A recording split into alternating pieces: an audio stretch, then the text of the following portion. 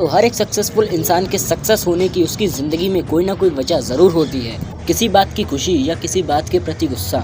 कुछ ऐसी success story हैं लैम्बोर्गिनी कार कंपनी के मालिक फरेशी और लैम्बोर्गिनी की। लेकिन दोस्तों, इस कंपनी की एक खास बात तो ये है कि लैम्बोर्गिनी की शुरुआत ही फरारी कंपनी के मालिक से बदला लेने के लिए की गई थी। आप पूछेंगे कैसे, तो चलिए मैं आपको बताता हूँ। लेकिन उससे पहले वीडियो देखने के लिए हमारे चैनल को सब्सक्राइब करें और बेल आइकन ज़रूर दबाएं। तो चलिए शुरू कर। दोस्तों, कहानी की शुरुआत कुछ ऐसे हुई थी कि इटली नाम के देश में एक रज़ानो नाम के शहर में फरारेशियो लैम्बोर्गिनी का जन्म 1916 में हुआ था। उनके पिता का नाम एंटोनियो लैम्बोर्गिनी था, जो खेतों में काम करके अपनी और अपनी परिवार की देखभाल करते थे। उनकी मैकेनिकल पार्ट में बहुत ज़्यादा दिलचस्पी थी और उन्हें कार्स का भी बहुत शौक था। और लैम्बोर्गिनी ने मैकेनिकल की ही पढ़ाई की और पढ़ाई पूरी करने के बाद उन्होंने इटालियन रॉयल एयर फोर्स में वर्ल्ड वॉर 2 में एक मैकेनिकल काम किया।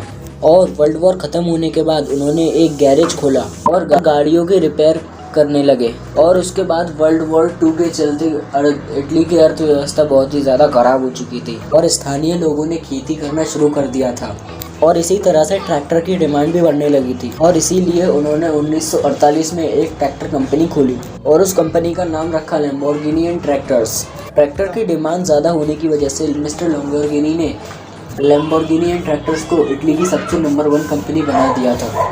अब दोस्तों, आप सोच रहे होंगे कि लैम्बोर्गिनी तो एक कार बनाने वाली कंपनी है, पर दोस्तों मैं आपको बता दूं कि कार बनाने से पहले लैम्बोर्गिनी ट्रैक्टर बनाने का भी काम करती थी।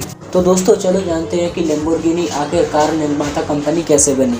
क्योंकि दोस्तों अब फरेशियो लैम्बोर्गिनी कंपनी एक सक्सेसफुल कार कंपनी बन चुकी है और उसके पास अब पैसों की कुछ कमी भी नहीं है। तो पहले एक बार उन्होंने अपने कार के शौक को पूरा करने के लिए स्पोर्ट कार कंपनी की फरारी 250 कार खरीदी थी। उसके बाद कुछ समय तक उस कार को चलाने के बाद लेकिन उसके कार के क्लच में बहुत ज़्यादा प्रॉब्लम लगी थी और फिर लैम्बोर्गिनी उस कार की कंप्लेंट करने के लिए फरारी के मालिक एंजियो फरारी के पास पहुंचा। जब लैम्बोर्गिनी सर ने कंप्लेंट की तो एंजियो फरारी को ये बिल्कुल भी पसंद नहीं आया और फिर उन्होंने कहा कि तुम सिर्फ एक ट्रैक्टर ही चला सकते हो, फरारी चलाना तुम्हारे बस की बात नहीं। ये बात सुनकर लैम्बोर्गिनी को बहुत गुस्सा आया और फिर उन्होंने अपनी खुद की स्पोर्ट कार बनाने वाली कंपनी लैम्बोर्गिनी खोल डाली। फिर उन्होंने इटली के सेंट लगाटा में एक ऑटो फैक्ट्री खोली और उसमें फरारी के 3 काफ़ी अच्छे और एक्सपीरियंस एम्प्लॉयज़ को काम दिया।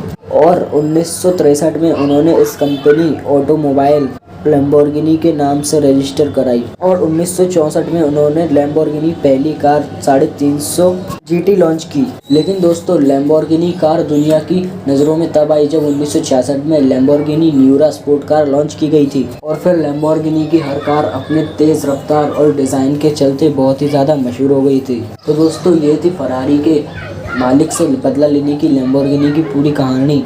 तो दोस्तों, आज की वीडियो में सिर्फ इतना ही। अगर आपको ये वीडियो पसंद आई है तो इसे लाइक करें और शेयर करना बिल्कुल ना भूलें। और वीडियो बहुत ज़्यादा पसंद आई है तो चैनल को सब्सक्राइब कर दें और बेल आइकन ज़रूर दबाएं ताकि मेरे वीडियोस की आने वाली नोटिफिकेशन आपको मिले सबसे पहले।